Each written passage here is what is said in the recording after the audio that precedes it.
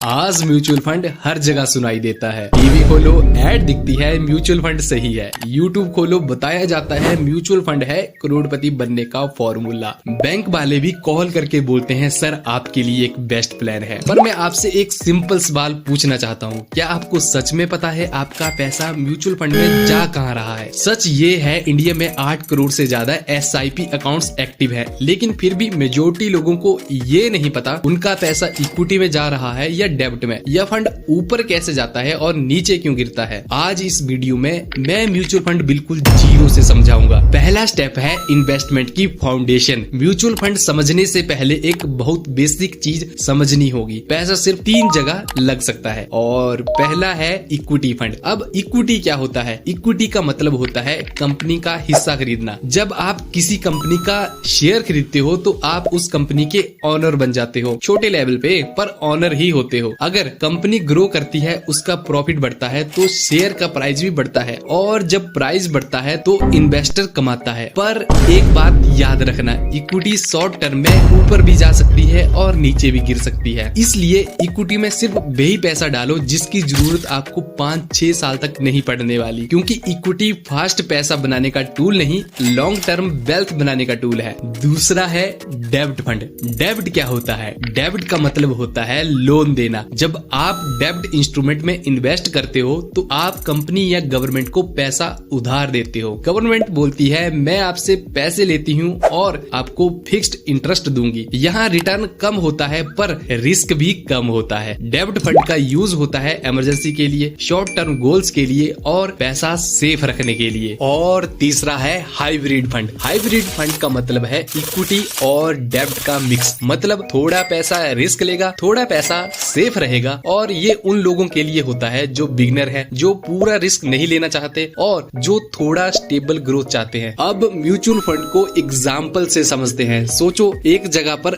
1000 लोग हैं और हर कोई 1000 रुपए देता है तो टोटल पैसा होगा 10 लाख रुपए। अब एक प्रोफेशनल फंड मैनेजर इस पैसे को अलग अलग कंपनीज में लगाता है, इक्विटी में, डेब्ट में, बॉन्ड्स में। अगर मार्केट सही चला और 10 लाख बढ़कर 11 लाख हो गया तो जो 1 लाख का प्रॉफिट हुआ है वो सब इन्वेस्टर में बांट दिया जाता है। इस पूरे सिस्टम को बोलते हैं म्यूचुअल फंड। इंपॉर्टेंट बात ये है म्यूचुअल फंड FD नहीं होती। यहाँ रिटर्न फिक्स्ड नहीं होता, मार्केट के साथ ऊपर नीचे होता रहता है। रिटर्न की रियलिटी सुनो। लोग पूछते हैं रिटर्न कितना मिलेगा? सच बोलूं तो कोई भी गारंटी नहीं देता, पर डाटा ये बताता है इंडिया के स्टॉक मार्केट ने लॉन्ग टर्म में 10 से 12% एवरेज रिटर्न दिया है। ना 25%, ना 30%, ना डबल इन 3 इयर्स। अब समझो SIP क्या है? SIP का मतलब होता है सिस्टमैटिक इन्वेस्टमेंट प्लान। मतलब हर मंथ थोड़ा थोड़ा इन्वेस्टमेंट बिना मार्केट टाइमिंग के चक्कर में पड़े। एग्जाम्पल, अगर कोई आदमी हर महीने 5000 इन्वेस्ट करता है, 1 साल में उसकी इन्वेस्टमेंट होगी 60,000 रुपए। अगर रिटर्न 12% रहा तो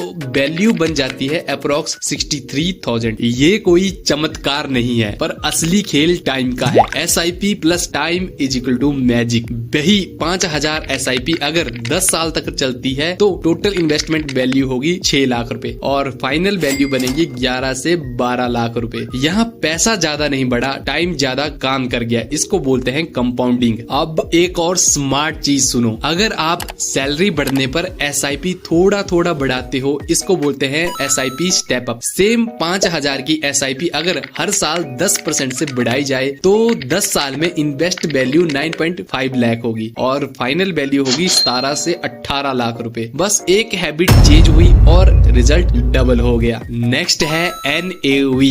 NAV का मतलब है नेट एसेट वैल्यू। बहुत लोग कहते हैं इस फंड का NAV महंगा हो गया। सच ये है NAV का रिटर्न से कोई डायरेक्ट रिलेशन ही नहीं है। अगर कोई 10,000 इन्वेस्ट करता है और NAV 10 रुपए है तो 1000 यूनिट्स आएंगी, और अगर NAV 100 रुपए है तो 100 यूनिट्स आएंगी। अगर दोनों फंड 10% ग्रो करते हैं तो वैल्यू होगी 11,000 रुपए। NAV डिसाइड नहीं करता फंड अच्छा है या बुरा। अगर इसके बाद आपको कोई बोले कि इसका NAV ठीक नहीं है तो उसकी बातों पे ज्यादा ध्यान मत देना। नेक्स्ट है म्यूचुअल फंड में एक्सपेंस रेशो। एक्सपेंस रेशो का मतलब होता है फंड चलाने का खर्चा। एक्टिव फंड पर एक्सपेंस रेशो आमतौर पर होती है 1 to 1.8% और इंडेक्स फंड पर 1 to 0.3%। 5 लाख के फंड पे 1.5% एक्सपेंस रेशो का मतलब होगा 7500 हर साल कटना, और लॉन्ग टर्म में ये छोटी सी परसेंटेज लाखों रुपए का फर्क डाल सकती है। तो